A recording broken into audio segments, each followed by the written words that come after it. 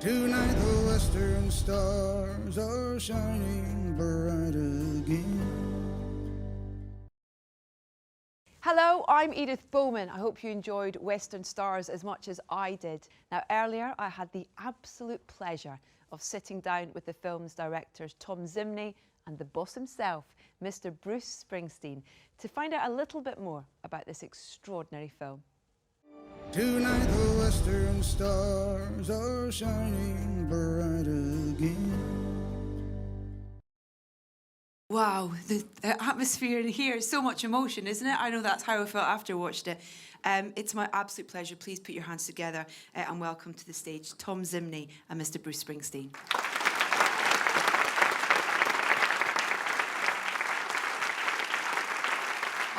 Even the credits are just beautiful and gorgeous. I kind of wanted to know what you two were talking about at the bar as well for that. I'll never tell. Congratulations. Congratulations on this film. Bruce, you sort of watched it again. I imagine you've seen the film a few times. How does it feel to sit and watch it for you? It's a little strange, you know, but it sounded great in here. This is a good sounding room. It looked good in here, so it was fun. You guys go way back. You've been working together for over 20 years on so many different types of projects. But what was it? What was the reason that you wanted to make this film? Because it's so many things, it's really hard to say what it is. But where did the idea come from to make this beautiful piece of art? I think the first thing that my experience was that I got a call from John Landau that Bruce is going to check in. There was some new music that we wanted to just capture. And then I think after shooting it at the barn, it evolved to doing some interviews. And from there, we started to look at the interviews and think about approaching it differently. And in the cutting room, we kind of found what we ended up with. Yeah, it was really just pragmatic because I made this record that took me a long time to make. I started it in 2012. Wow. And, you know, I'd put it away for a couple of years and go back to it. And yeah. I had like 40 songs and I edited them all down and I had to find the record that I had been making. So, but it was an unusual piece of music, so I knew I wasn't going to tour on it and bring an orchestra out. And so I was trying, it was just pragmatic to think of what I could do to help support the record. So I said, well, if I'm not going to perform it, maybe we could perform it once in front of, and film it, you know, that way people would get a chance to see it, what it's like to play it. And so it just started with that, and initially it just started out as a performance film. I was going to just shoot the record from start to finish. And so that's what we did, you know. We found decided that the barn was a great space to do it, and Rob Mathis, the guy who you see once in a while going, he was very important. He put the band together, and the whole performance was shot, and we rehearsed once in New York, once in the barn, and then shot it for 2 days, and it was done. And the band were completely ready when I walked in. I had never seen them before, and I haven't seen them since, you know.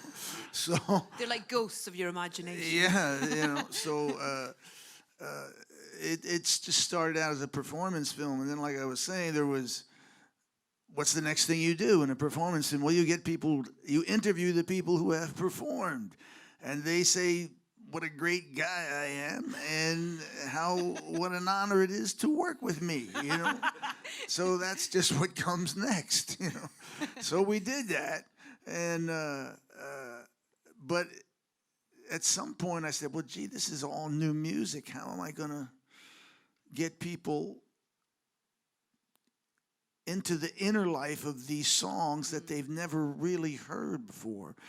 And I started, well, I need to introduce them somehow, you know.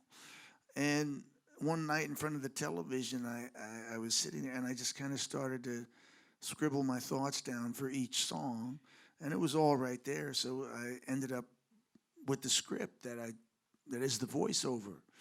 And then once we sort of had the voiceover, we needed something for it to voice over of, you know. So Tom had some images, and we shot a little film during the photo session for the record, and we just started to play with that, and it started to feel good over the voiceover, and then I started to score the voiceover, and that got us into this whole other section of the film, where which is really what turned it into a movie, you know, rather than just a concert film, you know. So it really kind of happened very organically and just bit by bit. These little films, they're so beautiful, these gorgeous little short films that sit between the songs, and there's so many different things. They're mantras, they're kind of introductions to films, they're little stories, and I mean, you are one of the greatest storytellers of all time, and you have been since you started writing music. But for you, revisiting those songs after you'd recorded them for the album, was it difficult, or was it kind of interesting for you to? Yeah, it was very enjoyable because I got to go inside the songs again, and try to have a deeper understanding of what they were actually about. What was I actually trying to write about? And it ended up that, well, I was working on a meditation about men and women and love and the difficulty of love, and how do you move from being an individual actor into a life that's filled with people and family and friends and some communal experience.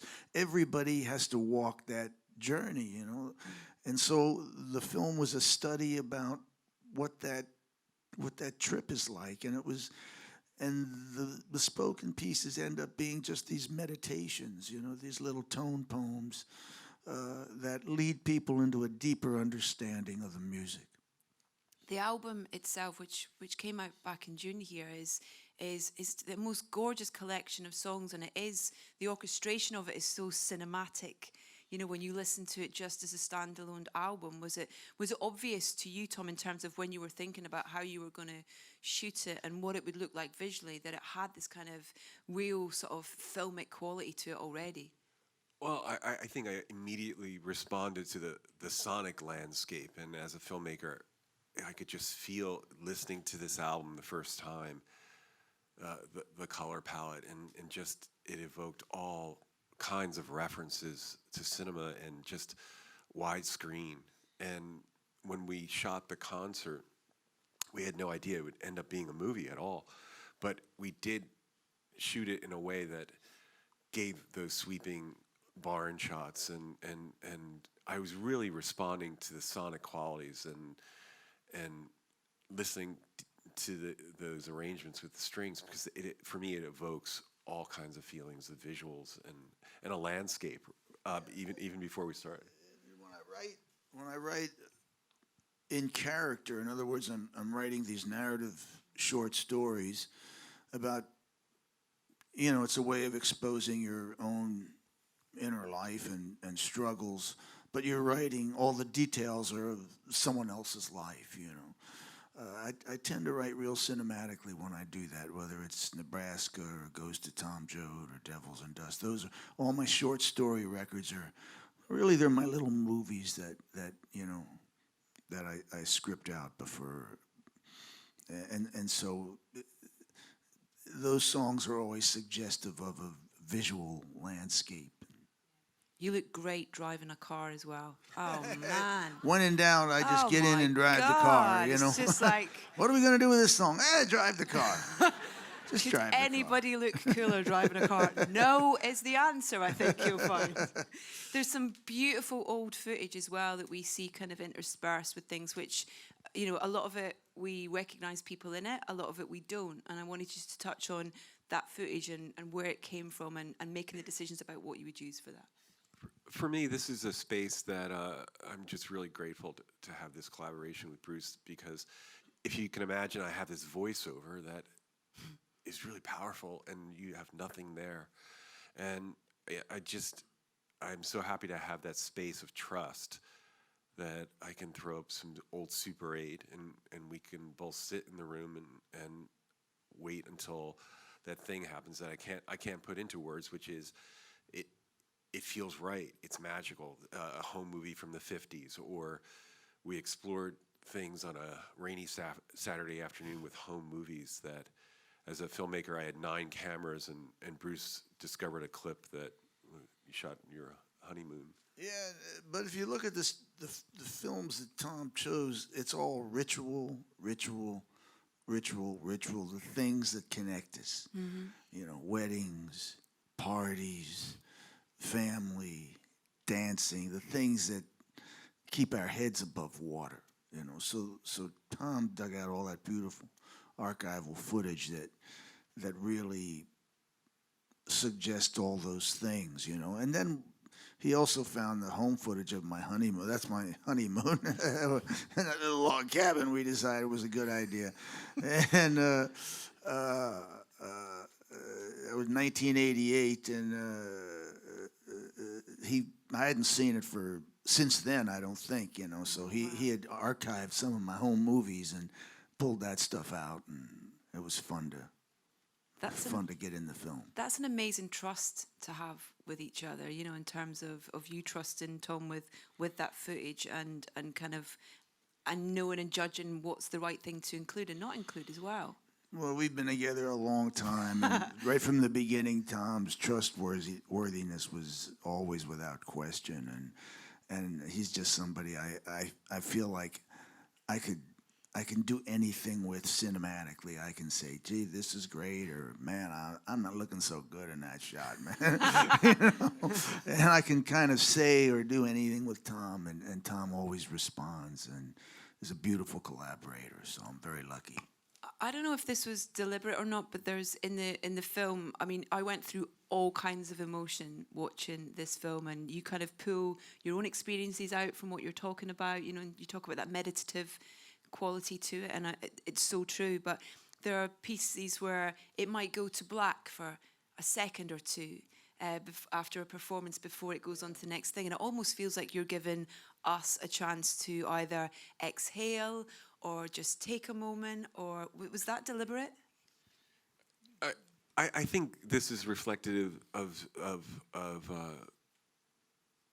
lot of the records that I listen to, and that way of, I'm actually, what I'm thinking about is just like Born to Run, and the seconds between those songs, the importance of those moments. And I remember sitting in the kitchen editing room next to the studio, and having, we would watch it in real time and then just wait for that natural gut moment of, okay, let's carry the story on. And those details matter. It's like sequencing a record. All good records and all good cinema has rhythm, you know. And you know, you're trying to gently lead your audience on this journey, and so you're timing their breaths, you know, and good timing is essential in the filmmaking, just as it is in music. So those brief moments allows you to sort of collect your thoughts about what you just saw,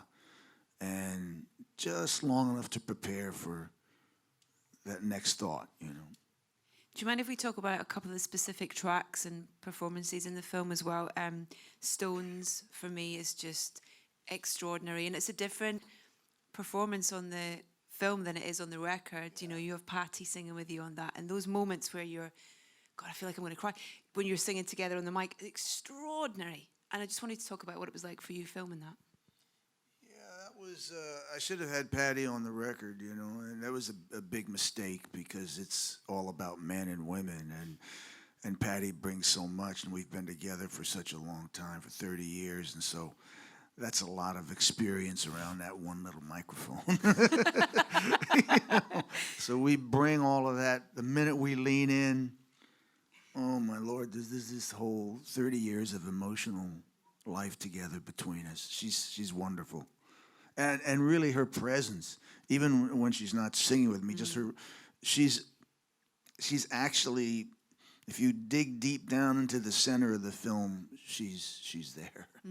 I love that bit as well, where I guess she's not, you hadn't planned for her to sing a particular bit, and you're kind of like, come back for some more.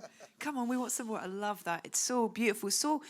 It's so personal as well. You know, we feel like you're really letting us in on such a an intimate moment, really.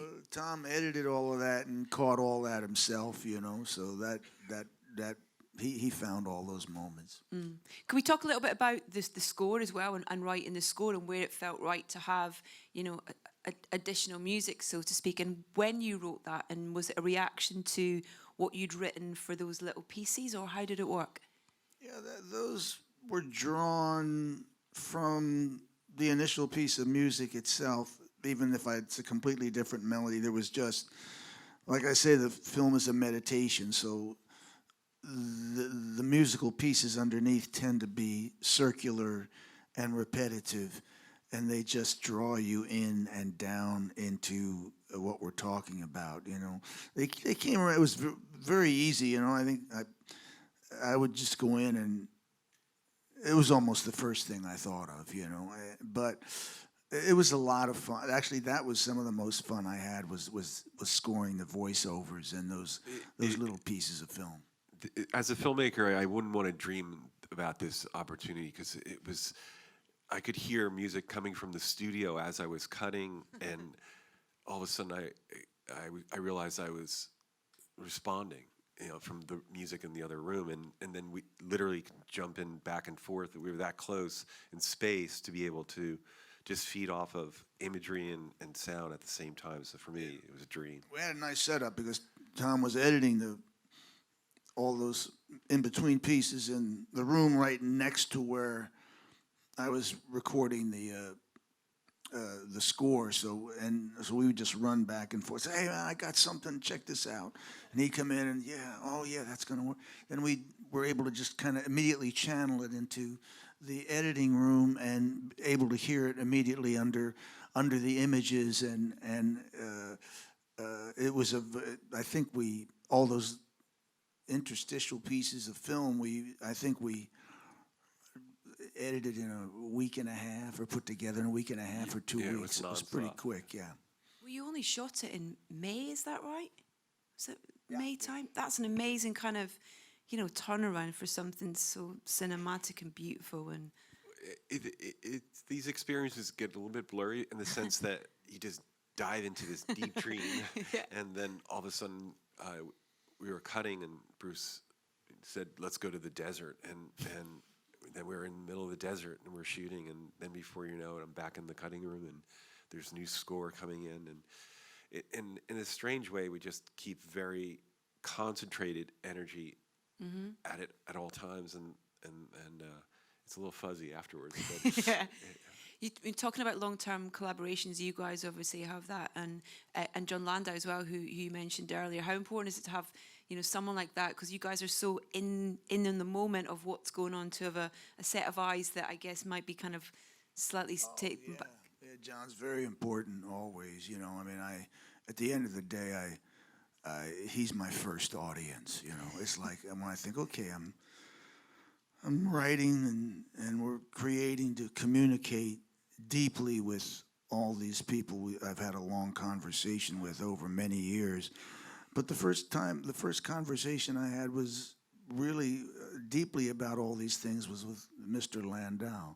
So he's always central in the creative process, and it's a lifelong relationship, and a very lucky and lovely one for me. And what about for you, Tom, in terms of having someone that you can, I don't know, I mean, what was his thoughts on the aesthetic of it, and did he get involved in that side of things as well, and references and things like that? I feel very lucky in the sense with my journey of 20 years, having a constant dialogue, and with this film, I'm always surprised because it will be a reference from a silent film to he'll pick up a detail of lighting and noir, and it's an influence I go to constantly in the filmmaking process. But I feel like it's always an exciting moment to share it with him, and then to the world in that way that it comes together. And I recognize a little bit of this in the earlier archive footage that I see in the studio. So for me as a filmmaker, I'm just greatly honored to be able to collaborate with all these guys. Yeah. Bruce, for you, you know, you just turned 70. Belated happy birthday. Yeah. But I mean, it's incredible, and the drive that you still have as an artist to do this as well. You know, you didn't have to make this film to go along with this extraordinary album, but you did after you just finished this incredible run on Broadway. You know, you kind of you love what you do. Obviously, we love what you do. But what is your drive? Where does that drive come from, do you think? I'm a man of many talents now. You know, I write books and do Broadway plays, and now I'm making Do it all. movies. I'm gonna try being an astronaut next. Actually, I'll let you know how that goes.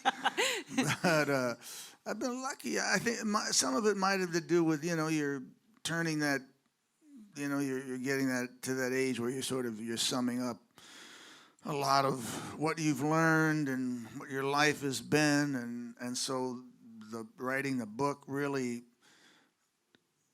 was the first chapter in me doing that, I suppose, and then the play came out of the book, and in a funny way, you know, this sort of came out of the play. You know, there's some relation to that. So I've had a really good run over the past 5 years as far as feeling really inspired and being really creative. I've done things I've never done before. I feel very lucky for that because you never know. Yeah. I did hear you say on telly last night that you are going to tour, though, which is you're going back out on the road. Yeah. Oh, yeah. Yes. I got to go back to the day job, you know. Got to pay the bills. Got to pay the bills. Can I ask about you talk about this writing the album, and you started it back in 2012. You had to put it down and come back to it. How do you? What's the catalyst for you to start a record? What was it? I just hope I can write something, because you always think you're never going to write again because you can't explain writing. You know, writing is a mystery. Anything creative remains a mystery. Am I going to ever write another song?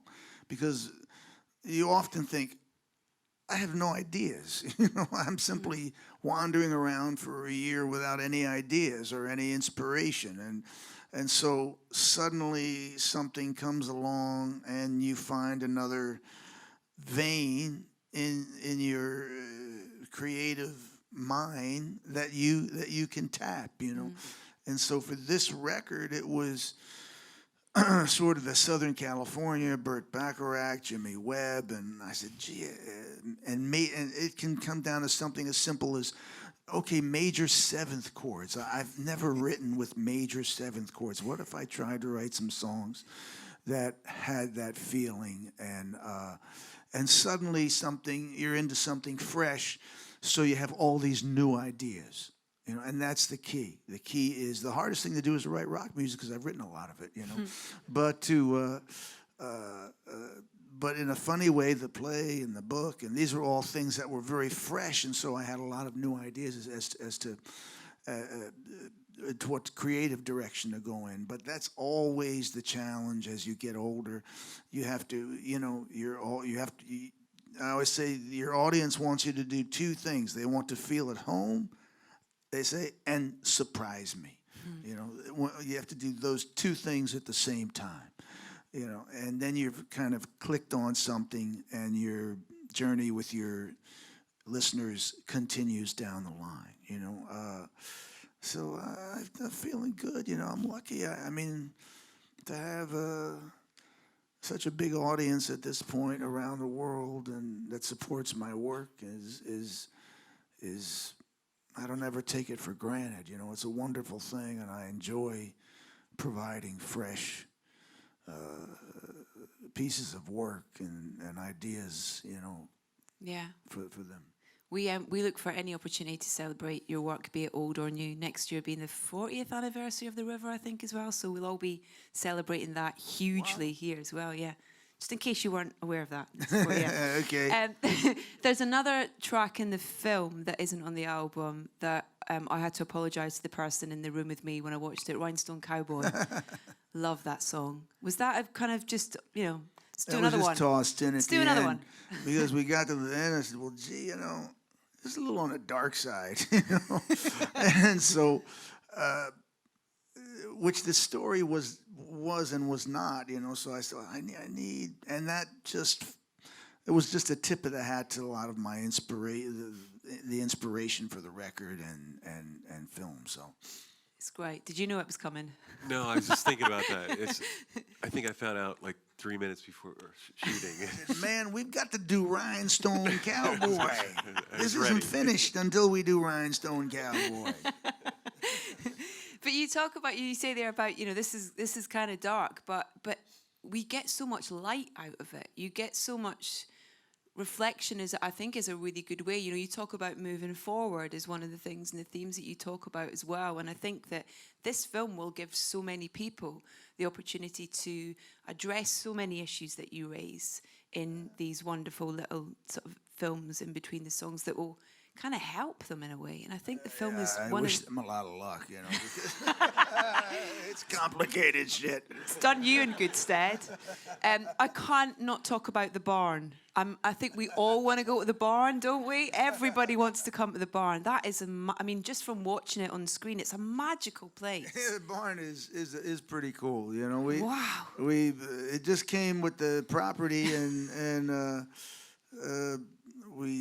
we built the bottom for the horses, and the upstairs hasn't been touched since the late 1800s. So all of that has been there for 100 years, and it's just you walk into that upstairs, and it's just an incredible, incredible space, So we have our parties and weddings, and we built that little bar that's up there. All of that is up there, not just for the film. That's actually how we keep it, So it's kind of neat.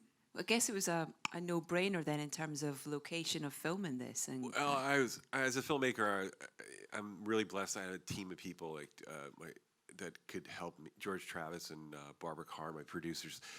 When you give a call and you say, we're going to put 300 people and a crane and 9 cameras in a barn, it had 2 openings to get it. I have a team of people getting behind me and just... Yeah, we got to salute George Travis, because there's only 2 relatively small windows to get stuff into the barn. And, they brought a crane up and everything else. I don't know how they did it. I didn't see them do it. All I know is I went up there and all that stuff was there, But I have to tip my hat to George Travis. slightly concerned about them ruining your barn when it came in. It was like, watch careful. But there's, for you with the space, it seems like it's an inspiration as well. Is it somewhere that you find inspiration from, that it has this kind of, 'cause it feels like we it were has lucky. We did it in May because it gets really hot in the barn, and we were there for 3 days. One day was pretty good. A couple of the other days were pretty hot, and it only has to get to be about 70 degrees outside for that barn to really heat up there. But it was such a great space, and I got to give the orchestra credit because they were sweating, and they played beautifully. And Rob Mathis, who is the musical director who put the band together, helped me orchestrate all the string players. It was an amazing ace in the hole, and a great deal of help. He's an amazing musician. Do you get a physical reaction to that on stage when you have this kind of incredible collection? Do you? What's the... That was fun, It was like you have all that power off to your right, and I haven't played with a string section before, just very little bit, but not in that way. And it sounded really good inside the barn, so it was very inspiring to... We'd sung every song twice, I think. We did everything twice, shot it for 2 days, and used almost exclusively the second day. Isn't that right? Yeah. What about for you, Tom, when you see this thing come to life? Well, I going back to the idea of the barn and the presence of the orchestra, I remember this feeling that we had something special when Bruce just walked in, and the orchestra was tuning up, and I started to hear how the sound was kicking around the ceiling, and that's what you hear in this film recording. There's something really magical there, and I just wanted to get out of the way of performance and hopefully get lucky to capture those moments where Bruce was interacting with both Patty and also that sense of secret language that happens on stage that I see with the E Street Band, where Bruce turns to the orchestra and they're responding with eyes, and I think I got lucky a few times in those moments that the camera was just in the right place and captured that energy. There's one particular, I think it's I think he's a cellist who was kind of quite close to you, and at one point you kind of turned around and, I don't know, gave him a thumbs up or something, or just, you know, acknowledged him, and his little face just like literally kind of like, oh my God, Bruce Springsteen's just, it's so beautiful to see that The reaction. string players were great, and Rob chose them all, and they were all just sort of perfectly cast, you know. Yeah. So it was really lovely. They were great people. What would you like people to take away from this film? I don't know, I guess it's the kind of picture I mentioned last night. So, well, you come in to see it, and you're with your gal, and you sit down, and you're watching it, and it gets towards the end, and you hold hands. Oh man, don't make me cry again. God. Thank you for making it, because it's just a beautiful piece of art, really, and I think a lot of people are going to get a lot of things from it. I know I did. So. Thank you so much for making it. Thank you for your time, Bruce and Thom. Thank you, ladies and gentlemen. Thank you. Tonight the western stars are shining bright.